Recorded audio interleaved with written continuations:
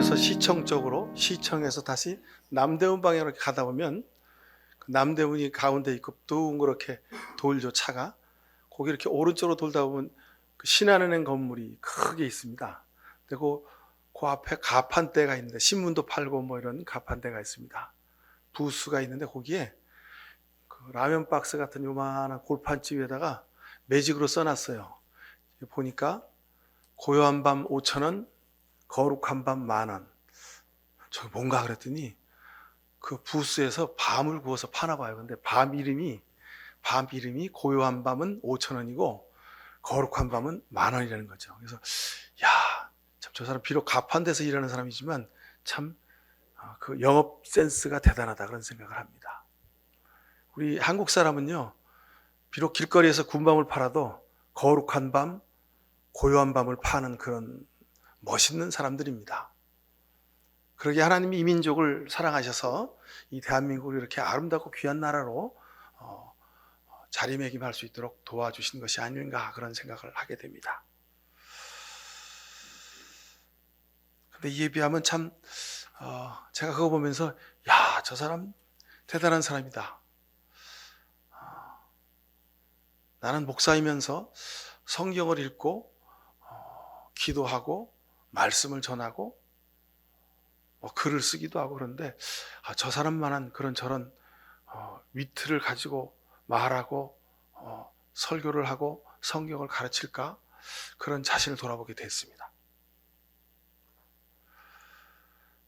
성탄을 며칠 앞두고 스스로를 돌아보며 기도합니다. 하나님은 우리에게 모든 것을 다 주시기 위해서 그렇게 거룩한 역사를 지금 우리에게 펼치고 계신데 우리 속에는 내 안에는 주님을 맞이할 준비가 아무것도 되었지 않습니다 하는 그런 회개 기도를 드릴 때가 많이 있습니다. 하나님은 말구 위에 오시는데 우리는 말구와 너무 먼 곳에 있는 것이 아닐까 그런 생각을 하게 됩니다. 특별히 여러분, 우리 기독교는요, 말씀의 종교라고 해도 지나침이 없습니다. 왜냐하면 66권의 성경 속에서 하나님을 만난다 그렇게 말씀합니다. 다른 종교는 하여간 산속에 들어가서 아니면 특별한 뭘 해가지고 절대자를 만나고 절대적인 자아를 만나고 무슨 해탈의 경지에 들어선다 그렇게 말합니다. 그것도 좋은 방법입니다. 근데 우리 기독교는 성경 속에 하나님이 계시고 성경을 통해 하나님이 말씀하신다고 우리에게 약속하고 계십니다. 그러기에 말씀의 종교입니다. 말씀을 듣고 말씀을 믿고 그래야 우리 구원을 얻습니다. 그리고 구원을 얻은 우리가 그 말씀을 그대로 행해야 우리 삶에 거룩과 은혜가 넘치게 되는 것입니다. 그래서 우리 기독교는 말씀의 종교입니다.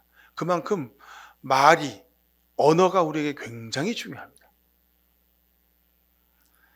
어떤 작가는 그 언어라는 말로 언어의 차이, 언어의 온도, 언어의 태도, 언어의 환경, 언어의 능력을 말하기도 했습니다만 성경 말씀만큼 말과 언어에 대해서 강조하신 책도 없습니다. 그럼 다시 한번 성경 읽을 때 내가 하는 말과 성경에 쓰인 말과 하나님이 하신 말씀과 내가 하는 언행이 어떻게 다른지 여러분 보실 수 있어야 합니다. 이런 관점에서 여러분 이번 성탄절을 한번 좀 영의 눈으로 보실 수 있길 바랍니다. 지난주 중에 읽은 말씀 중에 야고보서 말씀 우리가 읽어갔는데 그 중에 제 마음속에 꼭 기억되는 말씀이 있습니다. 야고보서 3장 2절에 보면 우리는 다 실수를 많이 저지릅니다. 누구든지 말에 실수가 없는 사람은 온몸을 다스릴 수 있는 온전한 사람입니다. 자, 온몸을 다스릴 수 있는 온전한 사람, 이 얼마나 복된 사람입니까? 근데 우리는 내 몸이지만 내 생각을, 내 마음을, 내 손과 발을 내 마음대로 어찌할 수가 없을 때가 많이 있어요. 그죠? 내가 왜 여길 가고 있지? 내가 왜 이런 생각을 하지? 내가 이거 하고 싶은데 내가 왜 그걸 못하지? 아침에 일어나서 나는 이 일을 하고 싶었는데 저녁 때 일을 다 끝내고 보니 격려하고 사랑하고 덮어주고 용기를 주는 말은 한마디도 못했어. 늘 지적하고 비난하고 그런 말만 하면 하루를 사는 거예요.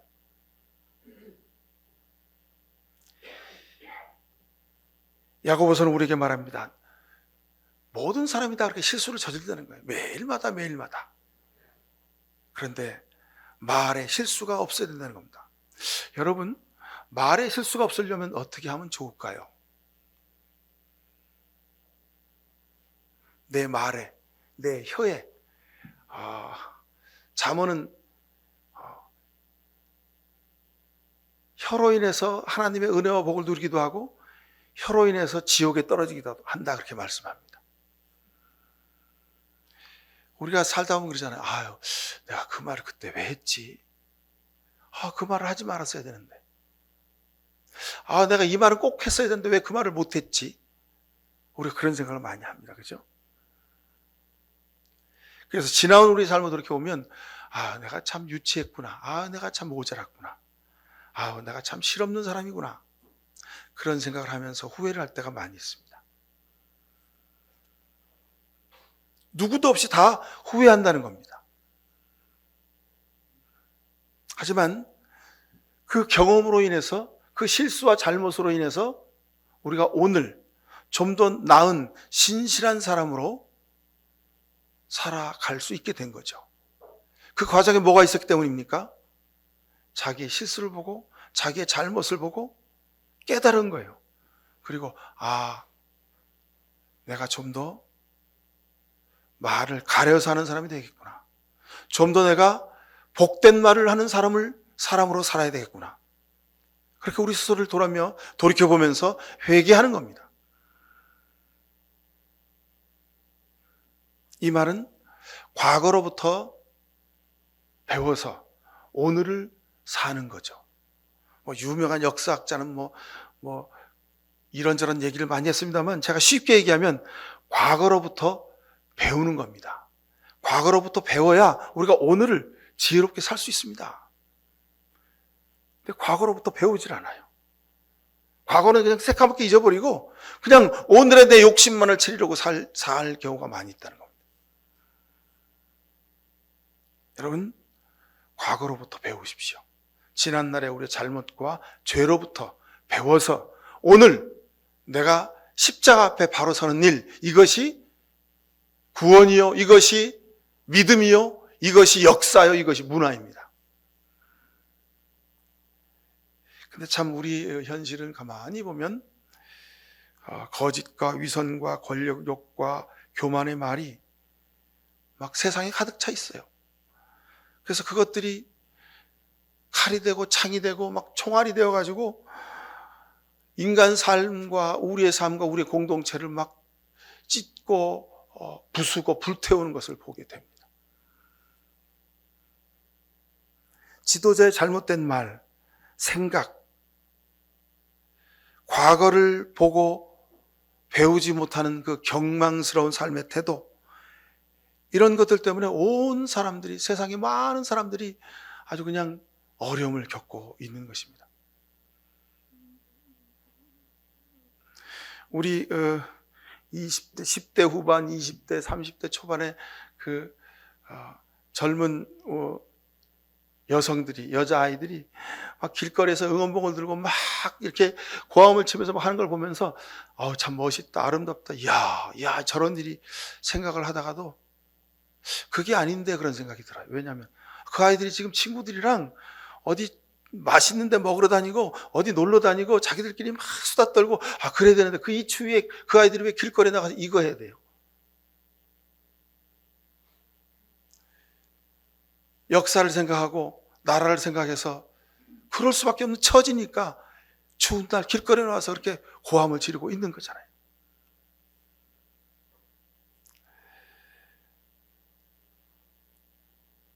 그런 점에서 여러분, 한 사람의 잘못된 말이 얼마나 무서운 큰 불을 일으키는지를 보게 됩니다. 저는 요즘 매일 밤마다 눈물의 기도를 드립니다. 그래서 제가 밤에 하고 있는 일이 있잖아요. 근데 그 일을 제대로 못 해가지고 실수를 할 때가 많이 있어요. 주님, 저 거짓 선지자들을 어찌 지금까지 그냥 두고 보십니까? 사꾼 목자들에게 끌려다니는 양떼들을 불쌍히 여겨 주시옵소서. 주님, 오늘 밤에라도 저 적그리스도들을 주께서 심판하옵소서라고 간절히 기도합니다. 아마 정치가들이야 무슨 그런 사람들이야 자기 당과 자기 권력을 위해서 그런다고 쳐요. 그럴 수 있다고 쳐도. 그런데 우리 그리스도인들 영적인 지도자들은 그러면 안 되는데, 영적인 지도자들이 벌건 대낮에 많은 사람들을 모아놓고 목사라는 이름으로 하나님 말씀과 사랑과 십자가를 증언하지 아니하고 마귀 사탄의 말을 막 증언하고 있는 것을 보면서 너무너무 무섭고 너무너무 안타깝고 너무너무도 고통스러운 그런 시간을 지나고 있습니다.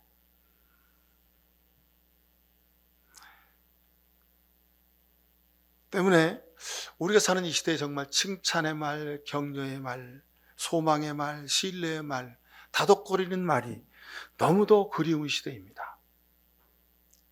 여러분, 이런 데일수록 주변에 있는 여러분 가까운 이들, 식구들, 형제자매들, 가까운 이들에게 여러분 칭찬의 말, 격려의 말, 용서의 말, 다독거려주는 말, 여러분 이런 말들을 많이 하면서 살아가실 수 있기 바랍니다.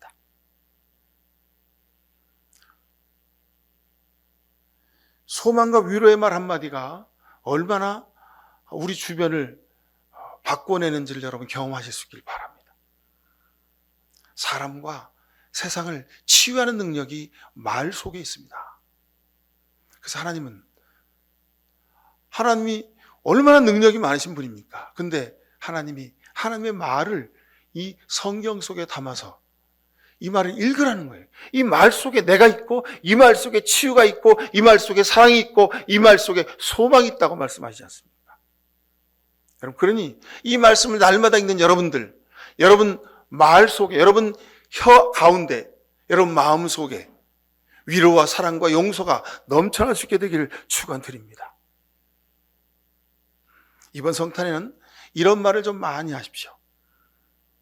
그리고 아름다운 말을 많이 듣는 그런 기회가 되면 좋겠습니다. 여러분, 이렇게 예배당 들어오시면 여러분 저 앞에 지금 성탄 때 저희가 지금 석주 전부터 저기 프랑카드 붙었죠? 보세요. 힘내, 사랑해, 고마워, 보고 싶어, 축복해, 잘했어, 축하해, 넌 할 수 있어. 여러분 예배 마치시고 한번 나가실 때 저 쭉 한번 읽어보세요.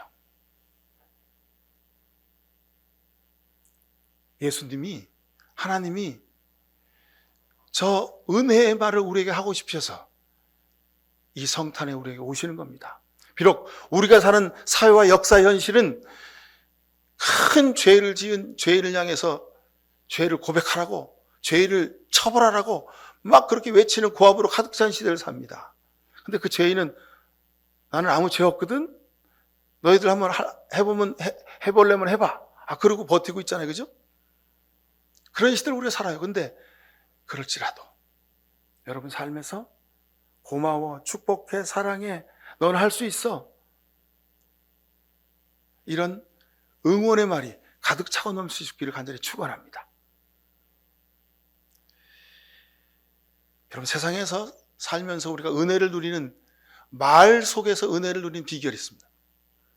입의 말, 입으로 하는 말이 있어요. 혀로 그냥 혀끝으로 하는 말이 있어요. 그런 말을 여러분 하지 마셔야 됩니다. 겉과 속이 다른 말을 버려야 됩니다. 한마디를 하더라도 마음을 담아 몸으로 보여줄 수 있어야 됩니다. 그래야 그것이 생명의 말이 됩니다.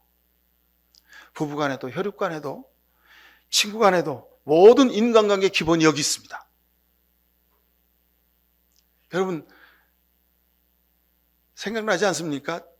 입의 말, 혀의 말을 잘하는 사람, 아주 말을 번지르르하게 하고 잘하는 사람들이 있어요. 그런 친구들이 있죠. 그런 주변 사람들이 있죠.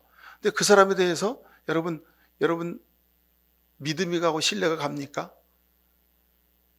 그 반대인 경우가 참 많이 있습니다. 근데 그 사람은 말이 좀 어눌해, 좀 말을 제대로 못할 때가 많아. 근데도 믿음직한 거예요. 왜 그럴까요? 말을 잘하지 못해도 그 사람 말 속에는 진실이 있고 믿어온 구석이 있는 거예요. 그러니까 내가 신뢰할 만한 사람이 되는 거예요. 여러분, 말을 잘하는 사람에서 여러분 같은 값이면 말을 잘하면 좋습니다. 근데 말을 잘하는 사람에서 말을 잘하는 사람이 되십시오. 앞에 잘과 뒤에 잘이, 여러분 앞에는 잘하는 사람이고 뒤에는 잘하는 사람이라 그랬죠. 여러분, 말을 번지르르하게 하지 못해도 내 말 속에 마음이 담기면 그 말은 정말 잘하는 말이 되는 겁니다.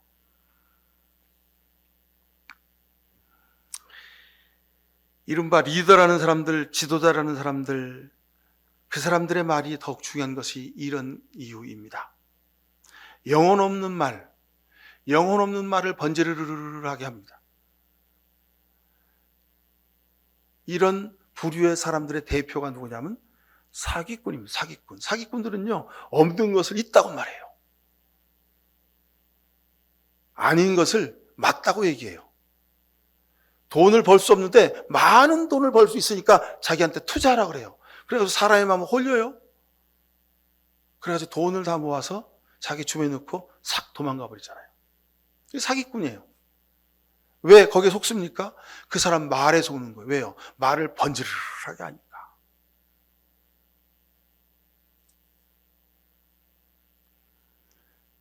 근데 제가 앞에서 말씀드렸지만 제가 그걸 보고 너무 안타까운 거예요. 이 시대의 영적인 지도자들이 길거리에 서서 마이크를 들고 막 외쳐요. 말을 아주 번지르르하게 막 선동을 해요. 근데 거기에 60대, 70대, 80대 할아버지, 할머니 다 모여가지고 할렐루야, 아멘 하면서 거기에 마음을 뺏기는 거예요. 그 자가 누구냐? 그 자가 영혼의 사기꾼이에요. 하나님, 저런 사람을 계속 저렇게 내버려 두시겠습니까?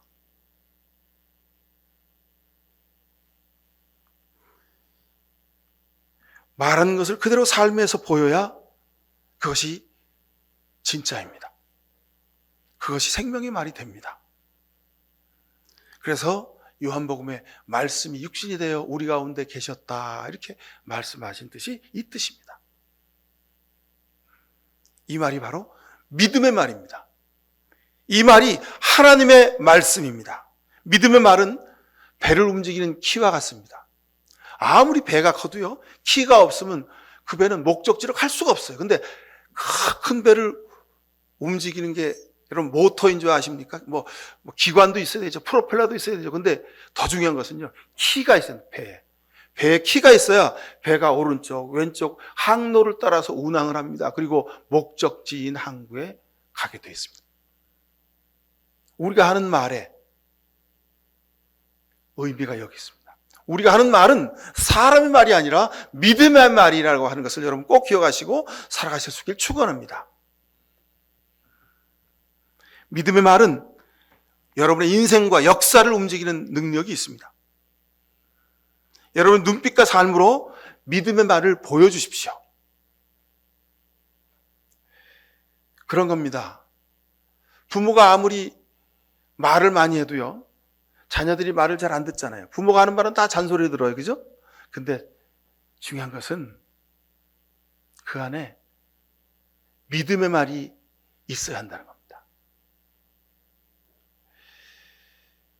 여러분, 밖에서 우리가 무슨 회사에서 직장 동료들과 친구들과 많은 말을 하는데 정작 집에 오면 부모와 자식 간에, 형제들 간에 그렇게 말을 많이 못하는 경우가 많이 있죠. 근데 그래도 어떻습니까? 마음이 통해요. 그래도 서로를 향한 신뢰가 깊어요. 왜 그럴까요? 눈빛과 숨결로, 분위기로 말하는 거예요. 그게 믿음이고 그게 신뢰입니다. 여러분, 우리가 십자가의 은혜 그러죠. 왜 십자가가 은혜가 될까요? 십자가는 하나님의 사랑이 우리의 눈으로 보여진 실체이기 때문에 그렇습니다. 하나님이 야, 나 너 사랑하거든. 내가 너를 위해서 목숨까지도 바칠 수 있어. 나는 항상 내 곁에 있어. 나는 임마누엘의 하나님이야. 근데 하나님의 그 말씀이 능력이 되었던 것은 십자가 때문입니다. 십자가에 예수님이 벌거벗 기우고 손과 발에 못 박혀 피를 다 쏟으시고 죽으셨어요.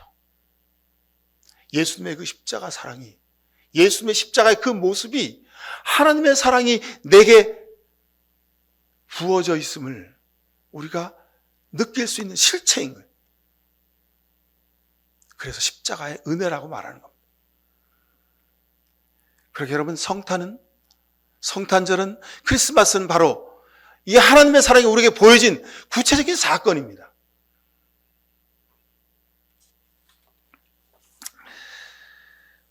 오늘 설교 제목이 구유와 여관입니다. 오늘 우리가 사는 이 시대를, 거꾸로 된 이 현실을 상징적으로 보여주는 그런 제목을 제가 선택했습니다. 구유와 여관.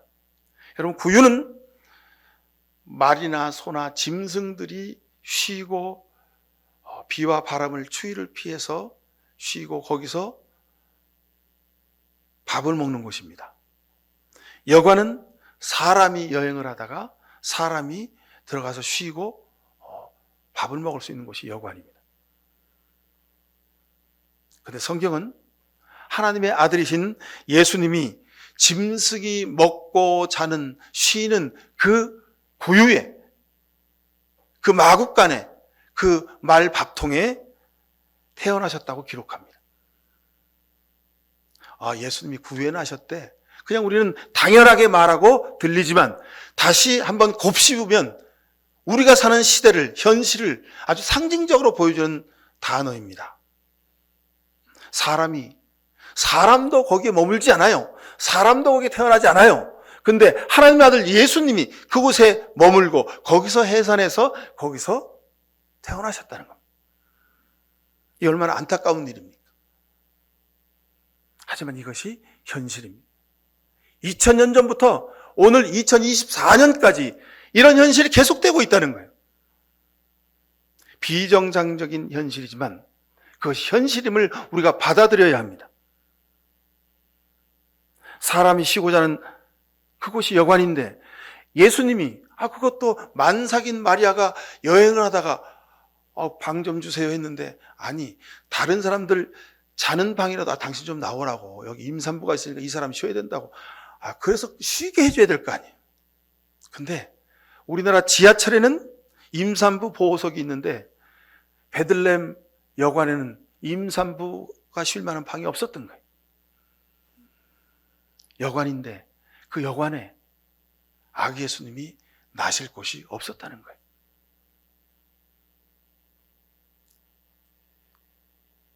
이 말씀을 우리 삶에 여러분 적용해 보십시다. 하나님이 나 위하여 아기 예수님을 보내주셨는데 정작 내 마음 속에는, 내 삶 속에는, 우리 삶의 현실 속에는 아기 예수님을 맞아들일 만한 곳이 없다는 거예요. 성탄을 한마디로 말하면 약속을 지키신 하나님입니다.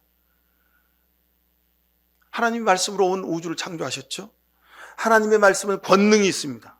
나는 내 하나님이다. 내가 너와 함께 하겠다. 너는 내 아들이다. 말씀하시잖아요. 이 약속을 지키시려고 하나님은 독생자 아들 예수 그리스도를 이 땅에 보내셨습니다. 그것도 마국간의 말 밥통에. 구유는 이것의 상징입니다. 하나님의 약속은, 하나님의 말씀은 반드시 이루어진다. 여러분, 이것이 믿음입니다. 여러분, 용기 가지십시오. 소망을 가지십시오. 우리는 비록 비정상적인 현실 가운데 살지라도, 불의한 현실 가운데 살지만, 그러나 하나님의 약속의 말씀은 반드시 이루어집니다. 내 아들을 통해서, 내 딸을 통해서, 내 남편을 통해서, 내 아내를 통해서, 내 인생을 통해서, 우리 교회를 통해서, 이 나라 민족의 역사를 통해서 하나님의 약속은 반드시 이루어집니다. 이것이 성탄입니다. 그러니 여러분, 지금 좀 힘들고 어렵지만, 좀 불안하고 초조하고 긴장되지만, 좀 걱정되지만, 좀 아프지만, 내가 왜 이렇게 부당한 대우를 받지? 우리 아이가 왜 이렇게 어려운 가운데 처하지? 내 남편이 왜 저렇게 힘들게 살아야 하지? 왜 우리 집안이 이렇게 어려움을 당할까? 우리나라 민족이 왜 이렇게 10년 뒤로, 20년 뒤로 다시 뒤로 돌아가서 이 어려운 가운데 있을까? 어려운 경제 가운데 1조 원, 2조 원, 10조 원, 100조 원을 더 벌어도 모자랄 판인데 일주일 만에, 2주일 만에, 3주일 만에 200조, 300조 국가 경제가 다 날아가 버렸어요. 우리 현실이 이런 현실입니다. 하지만 소망을 가지십시오. 약속의 하나님, 하나님의 약속의 말씀은 반드시 이루어집니다. 성탄이 그 증거입니다. 비록 짐승이 먹고 자는 곳이라도 하나님은 아기 예수를 보내시고 그곳에 탄생시키십니다. 이것이 하나님의 역사입니다. 불가능을 가능하게 하실 것입니다. 중요한 것은 또 이겁니다. 비록 구유일지라도, 비록 말밥통일지라도, 제가 말씀드렸죠. 총독 아우구스토의 명예에 의해서 모든 사람들이 지금 호구조사라는 거예요. 주민등록증 갱신하는 거. 우리 대한민국 모든 사람들이 주민등록증 다시 만든다고 다시 동사무소에 지금 하라는 거예요. 근데 그 옛날에는 뭐 택시도 없고 버스도 없고 지하철도 없으니까 다 걸어서 낙이 타고 그러고 다 오는 거예요. 자, 여관주인은 너무도 기가 막히게 좋은 아주 그냥 특수를 맞이했어요. 하룻밤에 2만 원, 3만 원 하던 여관값을 10만 원, 20만 원 받아도 손님들이 다 주겠다는 거예요. 그러니까 얼마나 좋아요. 얼마나 바빴겠습니까? 그러니 손님방 치우기도 힘들어 죽겠는데 무슨 마구간을 누가 치워요? 아무도 못 치우는 거예요. 그러니까 마구간이 평소보다 더 들어온 거예요. 말밥통은 아주 그냥 냄새가 풀풀 났을 겁니다. 그럼에도 불구하고 그런 더럽고 누추한 마구간 말밥통이었지만 그럼에도 불구하고 그 예수님이 아기 예수님이 나신 그곳이 바로 거룩한 곳이요 고요한 곳이요 은혜와 영광이 넘치는 곳임을 성경은 오늘 우리에게 증언합니다. 그래서 목자들이 별을 보고 그것을 찾아간 겁니다. 목자들도요 아기 예수님을 경배할 수 있는 형편이 되지 않았습니다. 그런데도 불구하고 별을 보고 그 별을 따라서 베들레헴까지 왔고 그리고 마구간에 다다르게 된 겁니다. 밤새워서 양을 지키는 목동들이었으니 얼마나 힘들었겠습니까? 밤을 새워서 양들을 지키는 거예요. 밤을 꼬박 새는 거예요. 그러니 얼마나 피곤하고 힘들었겠어요. 그렇지만 별을 보고 아기 예수님을 찾아 나섰어요. 아기 예수님을 경배했어요. 이것이 믿음의 실체입니다. 여러분 쉽지 않습니다. 제대로 되는 일이 이렇게 많지 않습니다. 눈물 나고 안타깝고 속상하고 왜 우리 집에 왜 나한테 이런 일이 생겼을까? 기막힌 현실이 내 앞에 있어요. 눈물로 기도할 수밖에 없는 현실이에요. 하지만 별을 보십시다. 하나님의 약속의 말씀을 여러분 붙잡아 승리하실 수 있기를 축원합니다. 예수님이 계신 곳이 그 베들레헴 마구간 말구유가 가장 영광스러운 자리요 은혜스러운 자리인 이유가 여기 있습니다. 반대로 여러분 여관을 생각해 보십시오. 여관은 사람들이 편안하게 쉬는 곳이지만 이 사람들은 잠을 이루지 못해요. 왜요? 밤을 새워서 근심 걱정하는 겁니다. 호적하러 왔는데 두고 온 일은 애들이 잘 하나? 이거 올해도 장사를 완전히 그냥 망쳐먹었는데 큰일 났네. 빚은 언제 갚지? 사업은 이건 날이 갈수록 더 어렵네. 어떻게 하면 이 위기를 모면하지? 피곤한데도 그 여관방에서 잠을 이룰 수가 없는 거예요. 일수자천이라는 말이 있습니다. 일수차천. 손바닥으로 하늘을 가린다 하는 우리 속담을 옛 중국 당나라의 한 시인이 일수차천이라는 말로 표현을 했습니다. 손으로 천하의 사람들의 눈을 가린다는 거예요. 여러분, 가릴 수 있습니까? 안 가려지는 겁니다. 물론 여러분, 한여름에 떼약볕이 비춰지면 눈이 부시고 그러면 잠깐 내 눈앞을 이렇게 한 손으로 가릴 수 있는, 잠깐은 가릴 수 있죠. 근데 한 손으로 어찌 태양빛을 가릴 수 있습니까?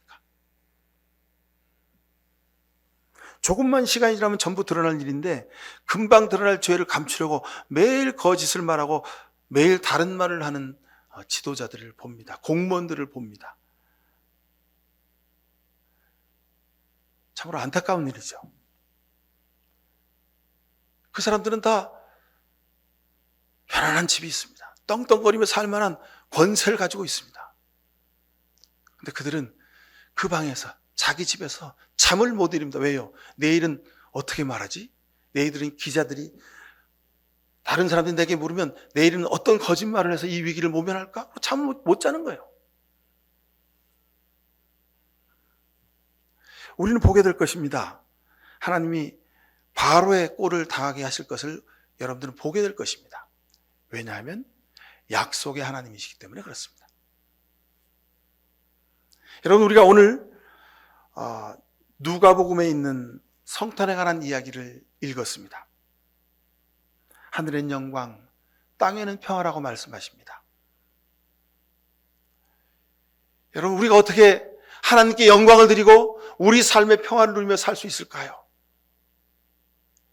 내 삶이 마구간이 되면 내 삶이 구유가 되어야 합니다.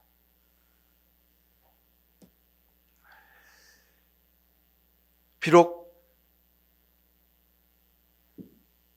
따뜻하고 깨끗하게 치워진 불이 환하게 빛나는 여관방은 아닐지라도 어두침침하고 춥고 부족하고 그런 마구간일지라도 그곳에 예수님이 계시면 그곳이 가장 거룩하고 가장 따뜻하고 가장 빛나는 곳이라고 하는 이 말씀을 여러분 기억하시고 예수님을 여러분 삶에 모시고 살아가실 수 있기를 축원합니다.